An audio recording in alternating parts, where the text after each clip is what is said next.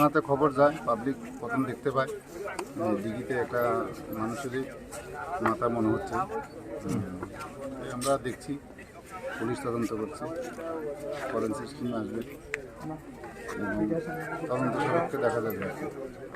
কিন্তু মানুষের মাথা যে এটা কিন্তু আচ্ছা, এই কল্যাণ সাগরের জলে এটা মানে কোত্থেকে আসতে পারে আপনাদের ধারণা হতে পারে?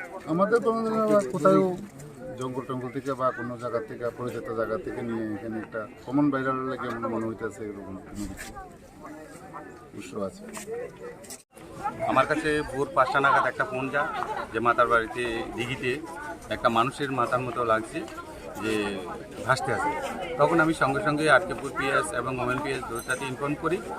হ্যাঁ, সেখান থেকে এখন পিএস থেকে লোক এসেছে, এখন ওরা দেখবে এটা সত্যিকারে কি, প্রশাসনকে দায়িত্ব দিয়েছি, প্রশাসন বাকিটা দেখবে।